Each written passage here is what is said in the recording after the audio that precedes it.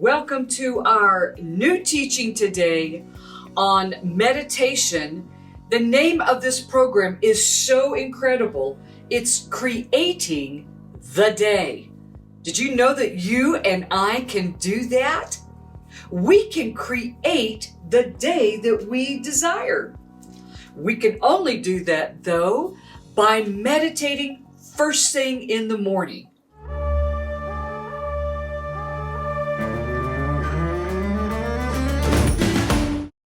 Every day, contrast shows up in our lives, doesn't it now? Yes, it does. By contrast, I mean problems or anything that doesn't feel really good. Any form of stress that moves you from the place of peace and calmness into that internal place of unrest. Sometimes it feels like pressure. Sometimes it feels like too many demands. Sometimes I don't even feel because I'm so disconnected from my emotions and from myself that my life becomes about doing because I've forgotten how to be. Contrast shows up, and the purpose for contrast in our life is to do this, to show us what we don't want so that we can remember what we do want. The only reason we have contrast is to remind us to pull our thoughts and our feelings towards what we do want. If I have a difficult situation with someone and I don't like that feeling, which I never like that feeling, then I begin to think about the feelings that I love with people that I have good feelings about. As we begin our day, in the morning, first thing, that set apart period of time, in that set apart place, I have eliminated as best as I can those distractions, and I am now meditating. I set my intent on what do I want to feel and experience during the day. That's good. The more that I can let go of what I don't want, look into and begin to feel and align with what I do want, the more I am creating the day that I desire. It is true empowerment. It is the way to take charge of your life, and we are created to do this. Our Creator wants us to live in the space of emotional well-being, of us being in charge of how that day will look. And please remember, wherever you put your attention, wherever your focus is, that is what manifests in your life. So if you're spending your whole day thinking about, oh, this person over here, why did they do that? Why did they say that? And then we start designing what we imagine could happen later on. Guess what happens later on? What we imagined. But if we can turn that from I don't like that into I love the feeling of peace in relationships, and we begin to look into that and to align our feelings with it, we can move from what we don't want to what we do want and create our day. That is so important, Yana, because 95%, I want you to hear this, I say it a lot, 95% of our thoughts throughout the day, and we have 70,000 thoughts per day at minimum, okay?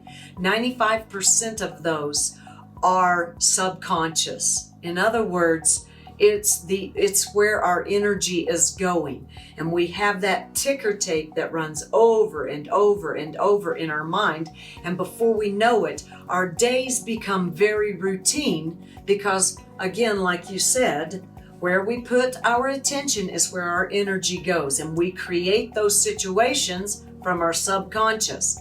And so as we're meditating and setting our intent in our heart for the day, creating that day to look a specific way, that we want it to be filled with peace, or peace with love, or with joy, or whatever you are creating for the day, that when you find your mind drifting off to the future or to the past, that's your subconscious taking over. Again, and Yana, I know you use this, you taught me to use it. I just tap myself and say, come back to this present moment. So you're doing this in your meditation. So once you get your breath work done, you're relaxed, and now you're in that empty space and you're creating your day. You're seeing what your day is going to look like. It's filled with love. It's filled with peace. It's filled with joy. And then all of a sudden you go to that email you've got to answer, or you go to that phone conversation you had the day before and you didn't clear yourself of those emotions. You just say, come back to the present. That's a victory, because you're becoming aware of the subconscious and you're bringing it into focus. And you just tap yourself, bring yourself to the present moment, and go right back in to that meditation, because you want to create your day so that when you're walking it out in the day and you find your subconscious going to those thoughts, going to that place, going to that discussion or argument or ill feeling or memory even. Exactly. Then you just bring yourself back to the present moment. And that's your victory as you become aware of where you are in that moment. And you're doing this in your meditation so that you can then walk it out during the day. So it's so important that you come back to the present moment. And when you are in that present moment, in that space, and you're nobody, nowhere, no time, no how, then you begin to see what your day looks like.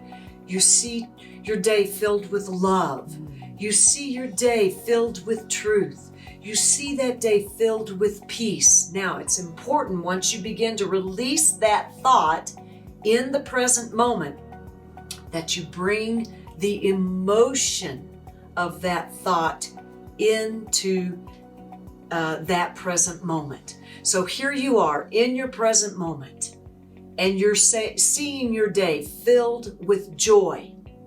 Then you have to bring the emotion into that thought and let them join together. It's so important, because then what that begins to do in our body is things that fire together, wire together.